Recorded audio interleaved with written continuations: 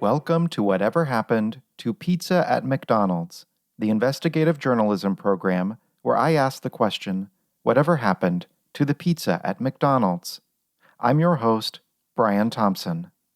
Over the past week, a significant portion of the time I would usually devote to investigative journaling has been instead devoted to preparing for the arrival of my Pulitzer surprise. Thankfully, the city where I live, Los Angeles, California, aka Hollywood, hosts many awards ceremonies where trophies and statuettes are handed out to the winners. As such, there is an abundance of pedestal stores from which to purchase a display pedestal for my surprise when it comes in the mail. But despite the ready availability of said pedestals, it has been a rather prolonged and frustrating experience trying to shop for one. Due to what I am sure is just a simple and reversible computer glitch, the Bitcoin wallet I set up to send the Pulitzer Committee my nominal surprise manufacturing fee has somehow siphoned all of the traditional, non-cryptographed currency from my bank account. Thus, I am unable to purchase a pedestal from any retailer that does not accept Bitcoin. And despite Los Angeles' reputation as a thoroughly modern city, I have not had much success finding a pedestal store that meets this criterion. I will keep looking, but in the meantime, I have been able to metaphorically squeeze in some investigative journaling in my off hours, and today I would like to address some recent McDonald's pizza developments on an internet website/telephone application called Tick Tock. Tick Tock is an entertainment platform specializing in relatively short videos of children doing dances in giant empty kitchens with exceptionally high ceilings. But it also plays host to many other types of videos, such as videos of pets doing funny things, videos of fast food employees getting in fistfights with customers, and videos of teenagers pretending to have dissociative identity disorder. As TikTok enjoys such a large audience, it is understandable that global brands would use it to promote their products and services. One such global brand is the McDonald's Corporation, which longtime listeners will remember is the company behind the mysteriously discontinued food item called McDonald's Pizza. Over the past several weeks, many listeners of this very program have contacted me to report some strange activity across various McDonald's TikTok accounts. On December 16th, 2022, the main account, which is simply called McDonald's, posted a video captioned, "Comment your fave item below, #throwback, #McDonaldland." It shows several images of vintage McDonald's food and merchandise items. Most of these are the very height of uninteresting.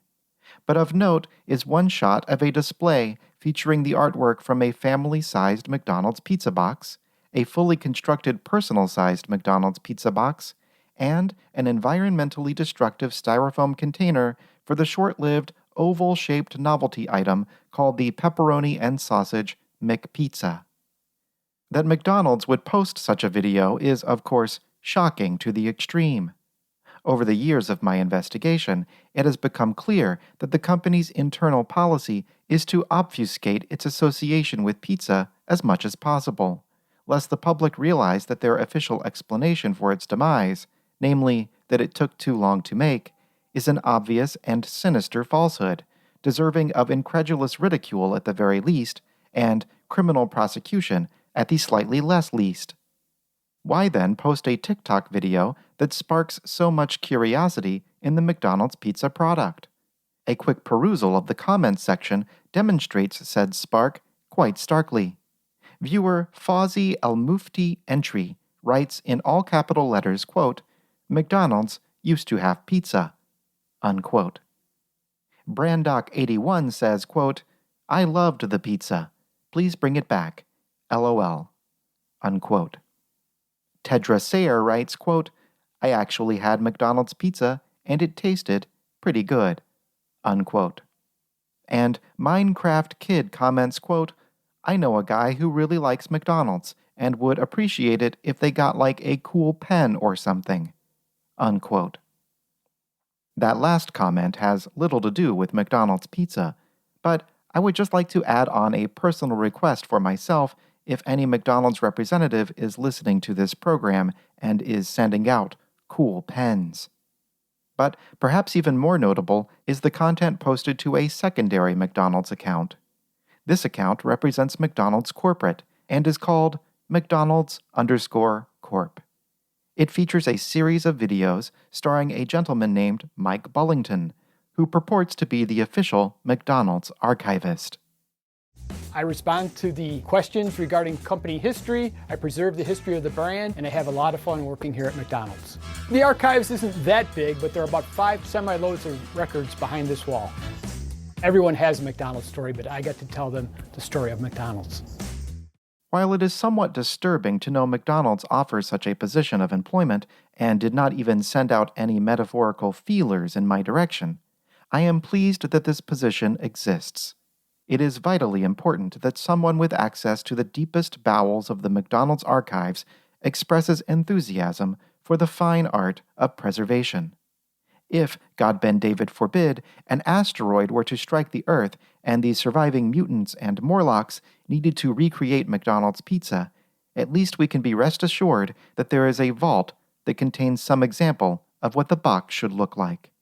While Mr. Bullington's videos are about uninteresting McDonald's artifacts such as onion nugget sleeves and rotten Hamburglar puppet heads, I know for a fact that just such a pizza box exists, since another video shows a McDonald's employee holding said box and dialing her telephone.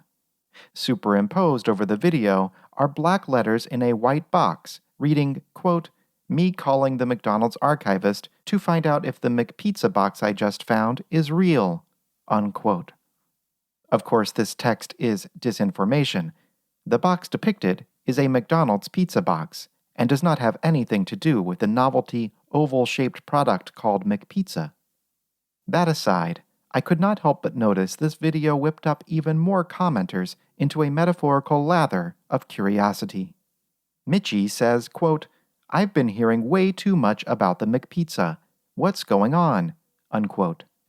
Liam writes, quote, "Bro, I think McDonald's is giving us a hint. McPizza return?" Unquote. And Glass Unicorn comments, quote, "Whatever happened to pizza at McDonald's?" Unquote. By sheer coincidence, that is the name of this very program. But even though I am pleased the McDonald's archive exists and seems to be managed by someone who is doing almost as good of a job as I would have done, I am rather concerned about the fact that these videos are being shared on the Tick Tock platform.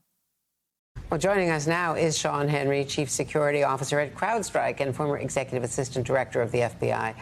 Tell me what you think about China's influence over Tick Tock. Tick Tock is a Chinese company. Whether they've got an American affiliate or not, they're controlled by ByteDance, which is a Chinese-based company. And we know that there are 3 concerns about Tick Tock. One is, first, the security piece, right? Is there a code on that device or code within the application that could potentially be exploited? That's the first piece. The second piece is the collection of personally identifiable information. And certainly we've all heard about this. China's been doing this actively by targeting U.S. companies. The third piece, and I think is one of the larger concerns, is the misinformation or the influence operations. In other words, can Tick Tock determine who gets what data? If these allegations are true, it means McDonald's could be seriously compromising the safety of its McDonald's pizza artifacts and other less interesting items. I can imagine a situation wherein Tick Tock reports the precise GPS coordinates of the McDonald's vault to the Chinese government, which then creates a lifelike rubber mask in the image of archivist Mike Bullington, which an intelligence agent could wear to infiltrate the vault and steal valuable secrets, thus giving China a significant advantage in the ongoing world superpowers fast food pizza race. The reason I can imagine this is not just because I am considered to be the John le Carré of pizza espionage fiction. It is because such a scenario is obvious and inevitable if Tick Tock is as insecure as many claim. To get to the bottom of these allegations, I decided to consult the proverbial horse's mouth and call the Tick Tock company on my personal telephone, which is really tantamount to a pocket computer.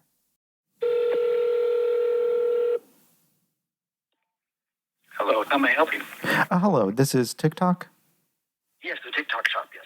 Oh, hi. My name is Brian Thompson. I was just calling to ask if it is true that your website gives personal information, location information to the Chinese government? You know what, buddy, I honestly don't know because that's not us. We're the Tick Tock shop, the clock and watch repair shop and sales shop. Oh, clock and watch repairs. TikTok as in the noise that a clock makes. Oh, okay. TikTok being a more recent phenomenon, we get a lot of calls for them now. Oh, really? No. You do? No affiliation whatsoever. Do you mind if I ask, what is the nature of the calls that you receive? Yeah, sometimes it's usually a very young voice on the other line. It's something to the effect of, I can't log into my account, my password, or my email isn't working, or what happened to my views, or whatever, followers are gone. It's something that's always unrelated, but it's TikTok website. It's stuff that they think they're talking to the corporate office or something. It's funny because, we don't spell it the same as TikTok, but nevertheless, it happens. Because I used the Google.com information service and just Googled, what is the telephone number to TikTok, and this is what came up. So that is interesting. Sorry, I couldn't help you there. But if you need a clock or a watch, come on by. Oh, I might actually need a clock or a watch. It is imperative that I know what time it is, but... Well, yeah, you would love the store. There's probably 50 grandfather clocks, and cook clocks, and wall clocks, and it goes on and on. Probably 1,000 watches at least. Oh, wow. Is it ever irritating when they all go off at the hour? You get kind of used to it. We try not to have them all going off at the same time. Oh, I see. Usually the ones that are going off on the hour are the ones that we're actually servicing, trying to repair. I see. One more question. I'm sorry if I'm taking too much of your time. I'm just wondering if you're receiving all of these calls for the TikTok website and telephone application. Have you ever considered pursuing legal action against that company for use of your name, TikTok? I'm sure you were the first. No, I don't think so. I think, we've been here for 48 years, so I know we've got them beat longevity-wise, but they do spell it differently, so it's not...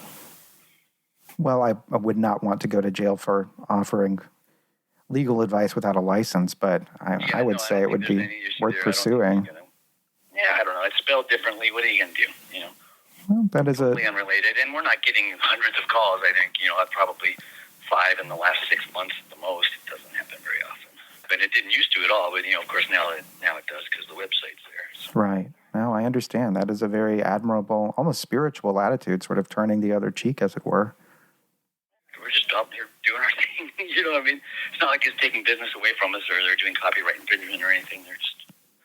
Well, here's hoping they do not get into the clock retail business.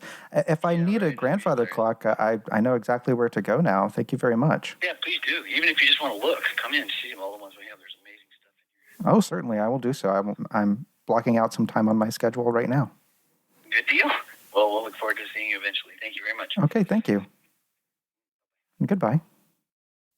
And now, a word from our sponsor. It is a situation all too familiar.